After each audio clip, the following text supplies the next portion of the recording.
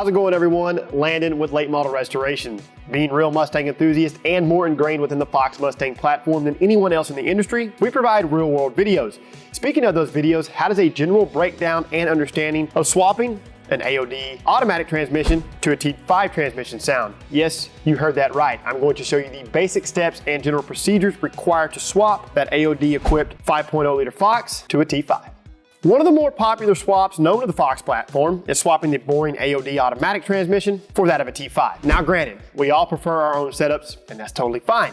But let's be honest, banging gears in a Fox Mustang is about as American as you can get. Now, I am going to break this up into a multi-part series to give you guys a better, more thorough understanding of what this swap involves. Believe it or not, it's actually a very straightforward swap, but it will be fairly time-consuming. Shooting straight from the hip here, guys, I would strongly recommend above average mechanical ability and a decent set of tools before tackling this swap. For those of you that may be wondering how much cutting and modified is needed to make this happen, I'll be the first to tell you that only one thing is permanently modified. You'll have to make a few cuts to the floor pan and install the manual transmission tunnel hump kit. This will widen the opening and allow the lower shift boot to be installed correctly. This is not an option and is required for this swap. All right, fellas, this will cover part one, which involves interior teardown, such as removing the center console, seats, and other small items, gauge removal, and the removal of the steering column. Now, a little disclosure for this entire swap, guys. I am gonna be performing the work on a 1988 V8 coupe, so obviously some of the steps related to the interior trim pieces and other components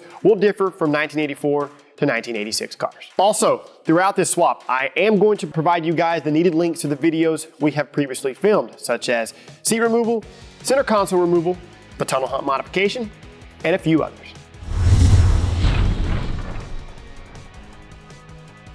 Okay guys, to get things started, position the car in a work area with some decent room.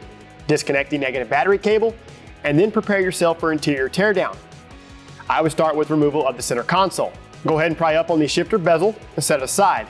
This is no longer needed since the manual bezel is different. Once that is out of your way, remove the 4 retaining screws that secures the gear select cover.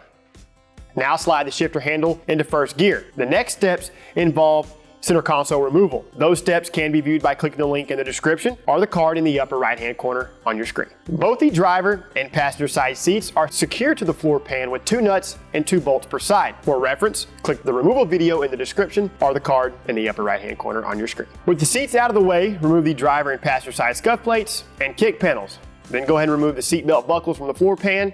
With those out of the way, remove the carpet from the car. Now that the carpet is out of the way, it's time to address the dash area. These next few steps will differ from 84 to 86 since this car is an 88. For 87 to 93 owners, go ahead and remove the headlight and hazard switches. This is done by carefully releasing the small retaining tabs located on the inside of the switches. Go ahead and pull the switches forward and then disconnect the electrical connections. Now remove the retaining hardware, securing the cluster surround, set that aside.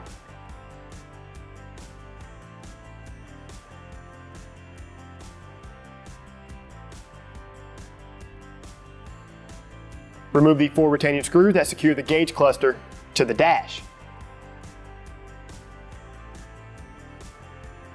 Carefully pull the cluster forward and disconnect the electrical connections. To remove the Speedo cable, squeeze the plastic retainer inward and pull out on the cable. This will free it from the back of the cluster. Then you can go ahead and set the cluster aside. Moving underneath the dash, remove the 2 steering column to dash retaining nuts that are closest to the firewall. Then remove the 2 nuts securing the hood release cable bracket. Slide the bracket off the studs and position it out of your way. Remove the remaining 2 nuts and the column will start to come free.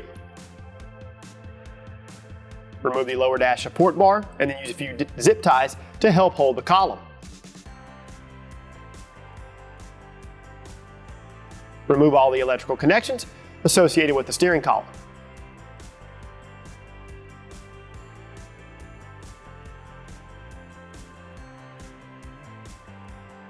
In the engine bay, locate the steering column to steering shaft retaining hardware. Use a combination of a long extension, a ratchet, and a box-end wrench to remove the hardware. Go ahead and set this hardware aside.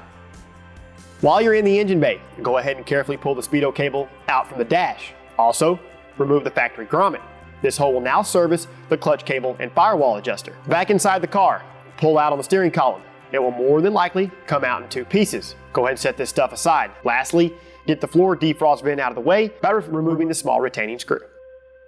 All right guys, that completes part 1 of the AOD to T5 swap. Be sure and keep track of all the hardware and items that you remove. If it helps, write stuff down, take pictures, or do whatever you feel is necessary to help you remember where the stuff goes. Pretty much all of the needed parts are currently available on our site, lmr.com. The only part that is currently unavailable at this time is the manual pedal assembly. These can be sourced from your local salvage yard. For a complete parts list, check out the link in the video description. Until I address part 2 of the swap, be sure and subscribe to our YouTube channel if you haven't already. You know what to do by now, guys. Keep it right here with the real Fox Mustang enthusiasts, lmr.com.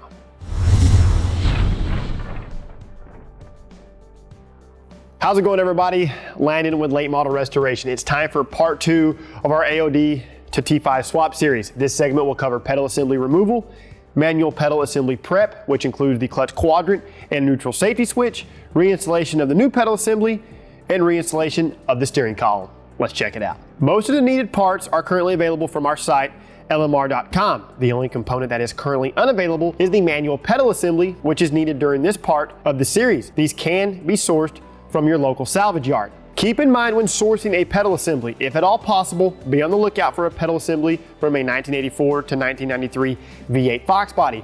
While a pedal assembly from a 4-cylinder will work, it does have a shorter clutch arm. For a complete list of parts, check out the link in the video description.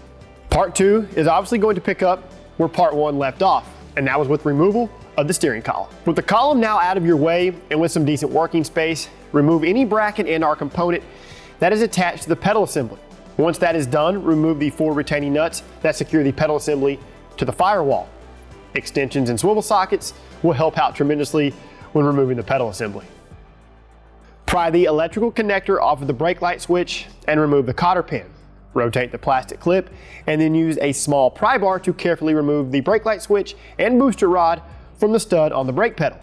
Set the clip, cotter pin, and brake light switch aside. Now remove the remaining retaining screws that are securing the pedal assembly to the underside of the dash.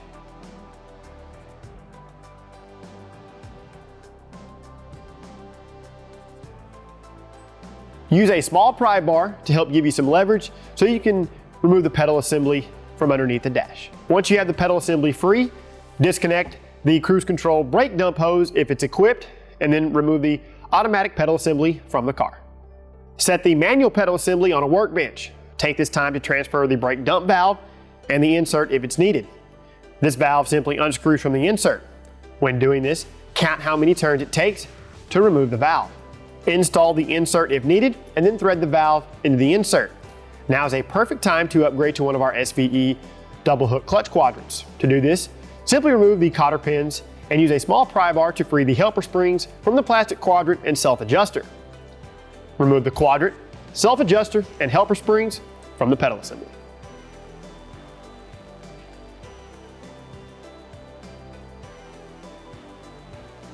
Wipe down the quadrant studs with some WD-40 and position the new quadrant. Secured into place with the previously removed cotter pins. On the far left side of the pedal assembly, remove the retaining nut from the threaded stud and the cotter pin from the smaller stud. Position the neutral safety switch into place.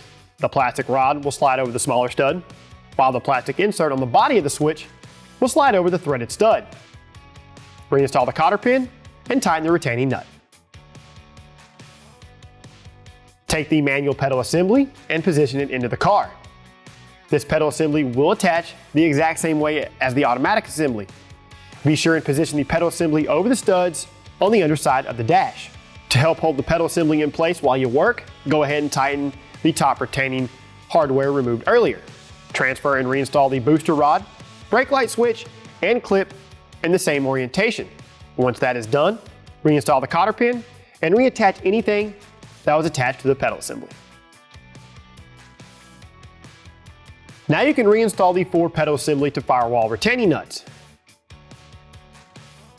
Remove both jumpers from the automatic wiring harness. These 2 are located on the left-hand side and will plug into the neutral safety switch. You can't mess these up because they will only plug into the switch one way. Locate the jumper on the right side of the pedal assembly. Remove it and plug this connection into the clutch dump switch. Be sure and zip tie this harness out of the way. On the topmost threaded studs on the pedal assembly, retighten the previously removed nuts to secure the pedal assembly to the underside of the dash. Take this time to reconnect the brake light switch. Have a friend help you reposition the steering column over the steering shaft. Reinstall the previously removed bolt and nut. If the column came out in two pieces, slide the main piece over the shorter one.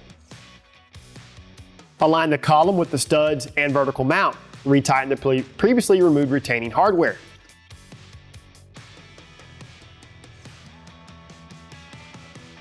Go ahead and reconnect all of your electrical connections and give everything a good final once over.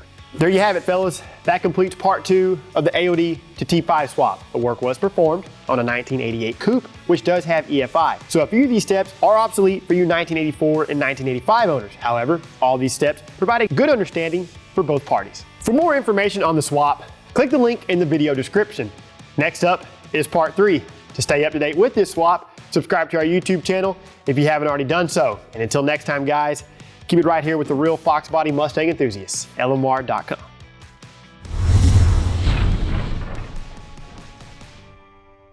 What's up, everybody? Landon with Late Model Restoration. Welcome to part 3 covering our AOD to T5 transmission swap series. This segment involves AOD removal and the tunnel hump modification. I've got a lot to cover, so let's get to it.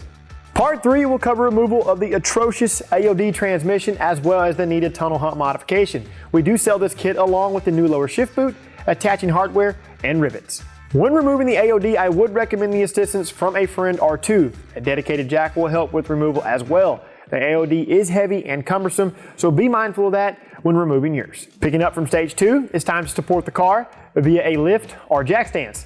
Once the car is in the air, go ahead and disconnect the O2 sensor connections if equipped. Remove the 4 mid-pipe to manifold retaining nuts. There will be 2 per side. Now go ahead and remove the catback to mid-pipe retaining hardware.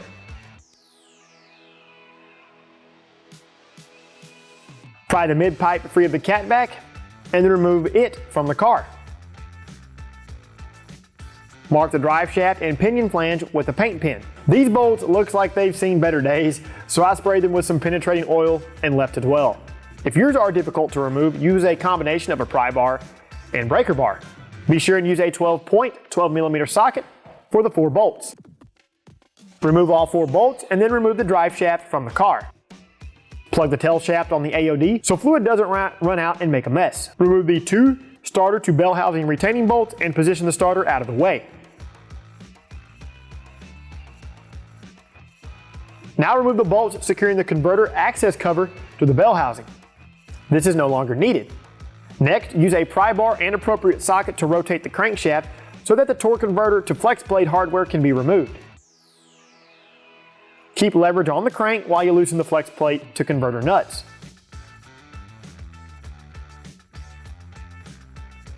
Continue rotating the crank to remove those 4 nuts. Now remove the bolt securing the throttle valve cable bracket to the transmission. Pry the end of the cable off of the ball stud on the throttle lever assembly. Position the cable toward the front of the car and over the bell housing. Remove the shift control cable retaining nut from the shifter linkage and then remove the cable from the stud on the linkage. Remove the speedometer cable retaining bolt and remove the cable from the transmission. Position this out of your way. Disconnect any electrical connections associated with the AOD transmission. Now remove the 4 transmission to bell housing bolts. Leave the top 2 in place and get those whenever you're ready to pull the transmission out of the car. Go ahead and place a drain pan or bucket underneath the transmission cooler lines. Loosen and remove these with the correct line or flare wrench. Allow the fluid to drain into the pan or bucket. Position the lines out of the way and then support the cross member. Use a combination of a box end wrench and a ratchet to remove the hardware. Support the transmission with an appropriate jack. In our case, the fancy jack had some issues, so we turned to some good old homegrown engineering.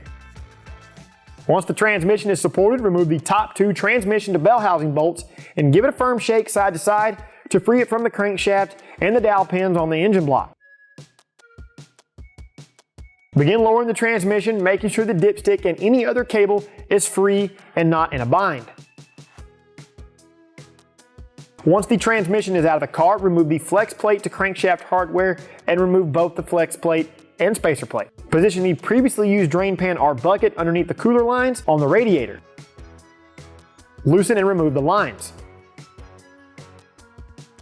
This car had this bypassed and was utilizing a standalone transmission cooler. I removed the rubber hose from the factory hard lines, plugged them, and then maneuvered the factory lines through the K-member. It is a tight squeeze, but they will slide through the opening between the engine block and K-member. Remove the cable retaining bracket from the underside of the car. Then remove the 4 retaining bolts securing the shifter to the floor pan.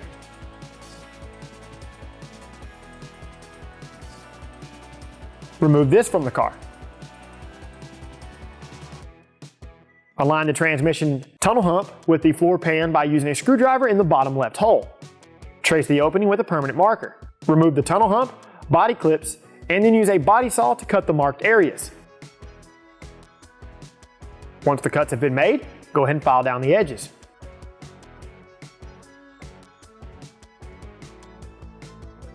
Reposition the tunnel hump into place. Go ahead and drill an 1/8 inch pilot hole in the rear of the tunnel hump, followed by a 1/4 inch. If you purchased our kit, use one of the attaching rivets and secure it into place. Go ahead and do the same for the upper right hand corner on the tunnel hump.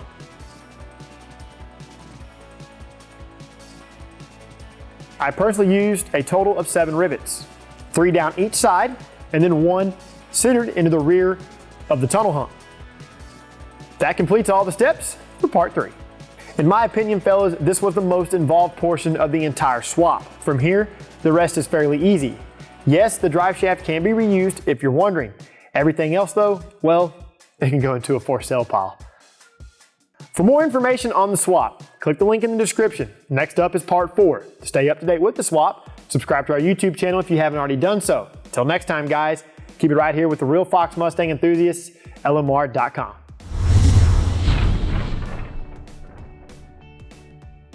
How's it going, everyone? Landon with Late Model Restoration. Our AOD to T5 transmission swap series has now made it to part 4. This segment covers T5 prep, which involves a bearing retainer upgrade, rear main seal replacement, a pilot bearing installation, along with flywheel, spacer plate, clutch disc, and a pressure plate assembly placement. We're almost to the finish line, so let's check it out.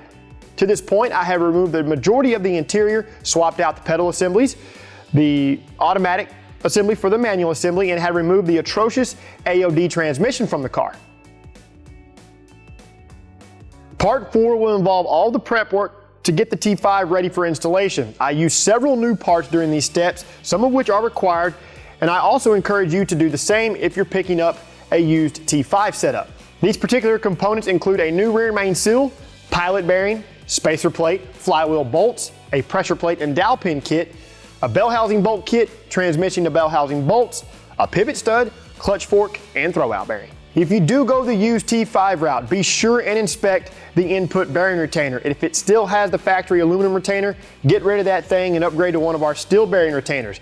The T5 I'm going to be using in this video had input bearing failure where the sleeve actually separated from the base. So I'm going to cover removal and the installation procedures of an input bearing retainer, which is covered in this segment. With the AOD transmission now out of the way, this is the perfect time to service the rear main seal. To do this, carefully use a small flathead to pry out the old seal. Be sure and make a mental note of the seal's orientation. Go ahead and clean the area with brake clean and inspect for any damage or foreign materials that could be present. Once inspection is complete, apply a thin film of fresh oil to the outside of the rear main seal. Position the seal into place with the back of the seal facing towards you. This will be the side that doesn't have the inner lip. Lightly tap the seal into position until it is flush with the back of the engine block. Now it's time to install the pilot bearing. Since the front face of the converter sits inside of the crankshaft, a pilot bearing is not needed for an automatic transmission setup. Take your new pilot bearing and position it into the crankshaft. Using an appropriate width deep impact socket and dead blow, lightly tap the pilot bearing into place. For this car, I am utilizing a T5 transmission from a donor car, which still has some good components. I cleaned and scuffed the flywheel's mating surface prior to install. This was done with a little bit of WD-40, a Scotch-Brite pad, and then was rinsed clean with Quality Brake Clean. Utilizing new pressure plate retaining hardware, apply a liberal amount of thread locker to the threads. Go ahead and position the spacer plate, intended for a manual transmission, over the dowels in the engine block. Then align the flywheel bolt holes with the crankshaft. If they don't line up, keep rotating the flywheel until they are all aligned with one another. Thread the retaining bolts into the crankshaft and loosely tighten. For some extra leverage when torquing the flywheel retaining hardware, go ahead and screw in a few of the pressure plate bolts into the flywheel. Position a pry bar in between the bolts and then torque the flywheel retaining hardware to 75 to 85 foot-pounds, working in a cross pattern.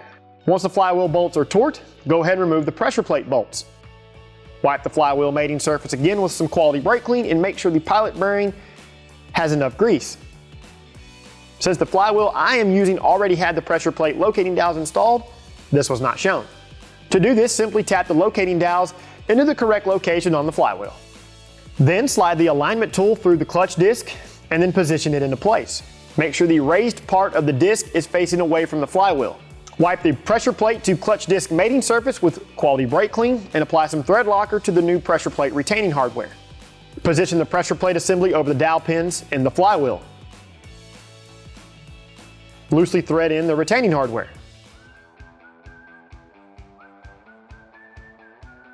Make sure the alignment tool is still centered and then torque the pressure plate retaining hardware to 12 to 24 foot-pounds, again working in a cross pattern.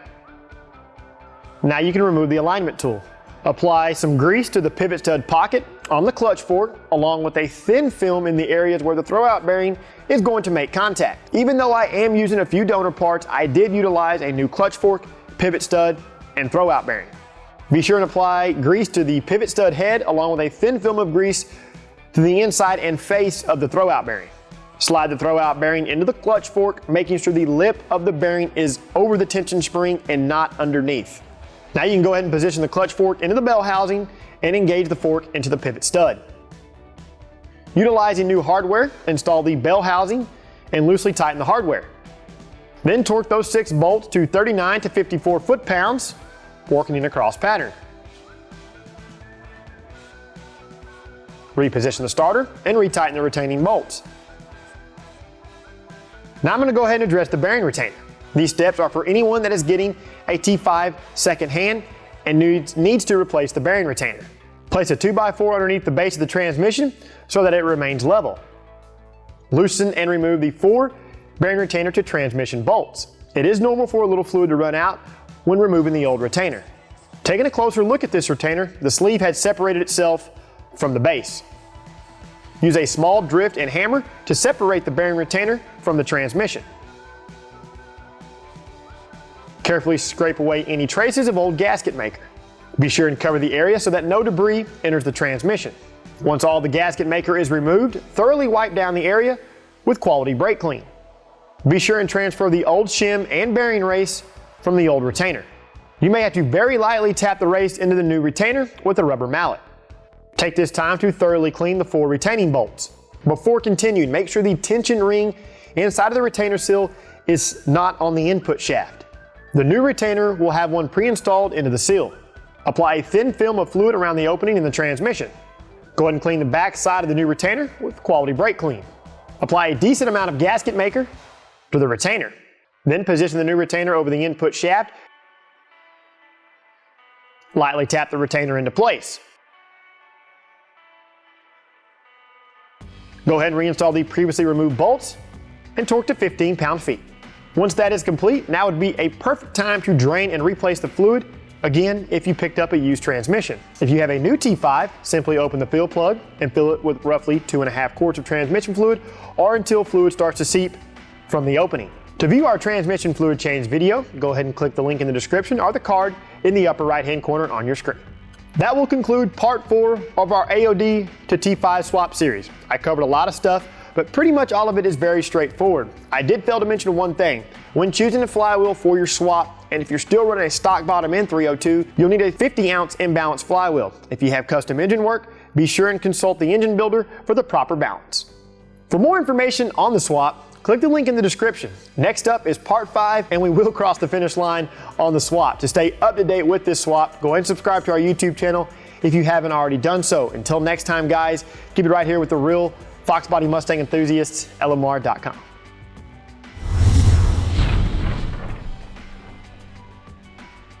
What's up, everybody? Landon with Late Model Restoration. Our AOD to T5 transmission swap series has finally reached the end of the road. which is part 5. This segment covers T5 installation, as well as a speedometer cable and gear installation, and the remaining odds and ends to finish off the swap. I finally made it, so let's check it out. Part 5 will involve T5 install, finishing off the underside of the car, as well as the remaining components to finally put the icing on the cake. Like part 4, I used several new parts where I could, and also encourage you guys to do the same. For a complete parts list, be sure and check out the link in the video description or the card in the upper right hand corner on your screen. Picking up from part 4 with the pilot bearing, flywheel, and clutch, and of course the bell housing already installed, go ahead and grab some help from a friend. Before installing the T5, make sure you apply a thin film of grease to the bearing retainer sleeve and the splines on the input shaft. Position the T5 transmission into place. I did go ahead and pre-install the crossmember and the transmission mount prior to installing the T5 into the car. Once you seat the input shaft into place, go ahead and slide the crossmember retaining hardware through the mounting brackets. Tighten the hardware with a series of multiple sockets and socket wrenches. Once that is done, loosely tighten the 4 transmission to bell housing bolts. Now torque them in a cross pattern to 45 to 65 foot-pounds. Before going any further, make sure the transmission mount is not in a bind. If it is, go ahead and loosen the retaining hardware and then retighten. Take this time to also install and fully tighten the 2 bottom spacer plate to bell housing bolts. Using a 5/0 resto manual specific backup light harness, plug the connections into the side of the transmission and on the wiring harness. Since I kept the automatic harness and the automatic PCM in the car, I zip tied the neutral sensing switch out of the way. This is the connection that is plugged into the top of the T5 transmission. Of course, be sure and zip tie the backup light switch out of the way as well. Pry back the body clip to free the speedometer cable. Remove the retaining bolt that secures the cable to the frame rail via a cable bracket. Pull the cable down and remove it from the car. Pry open the cable bracket, clean it, and set it aside. This cable needs replacing, and I would advise you to do the same. If your car was equipped with a speed sensor, pull up on the hairpin clip and slide the sensor off the cable. Clean the sensor with quality electric parts cleaner. Slide the new cable into the speed sensor and secure it with the hairpin clip. Since speedometer gears differed slightly between automatic and manual transmissions, a new gear is required when swapping to a T5. The small and subtle difference was the automatic transmission Speedo gears had a longer shaft, whereas the manual transmission Speedo gears had a little bit shorter shaft. Pry off the retaining clip and then remove the gear from the cable or the speed sensor. Thoroughly clean the area and use some cable lubricant to lightly lubricate the cable shaft or the speed sensor shaft. Slide on the new gear, followed by the retaining clip. Route the cable towards the top of the engine. Install the previously removed cable bracket. Position the bracket on the frame rail and then retighten the retaining bolt. Slide the cable back into the metal clip. Locate the end of the Speedo cable that is going to plug into the gauge cluster. Carefully remove the cable from the outer sheath. Use some more cable lubricant and lubricate the entire cable.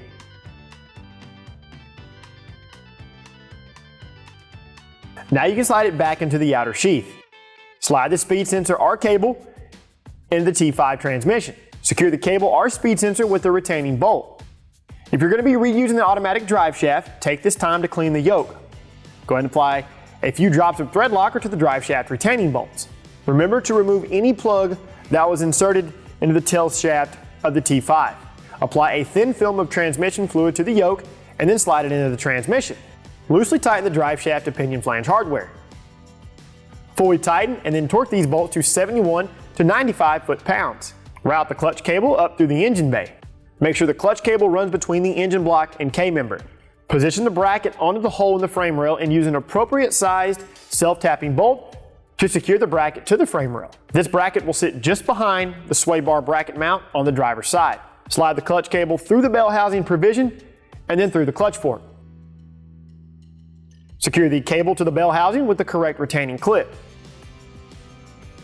Now you can go ahead and reinstall the mid-pipe and tighten the retaining hardware. Reconnect the oxygen sensor connections if equipped, and then secure those harnesses out of the way, making sure they are free and clear of the exhaust.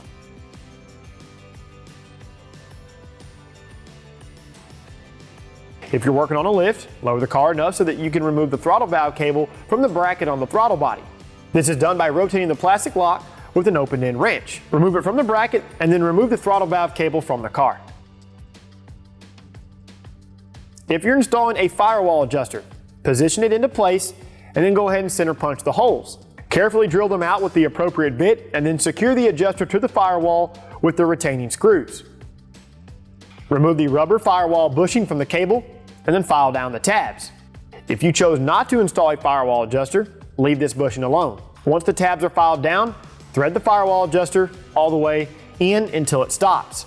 Engage the clutch cable into the adjuster. Inside of the car, position the eyelet of the cable over the double hook quadrant. To hold it in place so you can adjust the cable at the clutch fork, retain the eyelet with a rubber band. Go ahead and stab the speedometer cable through the firewall and position the new grommet into place.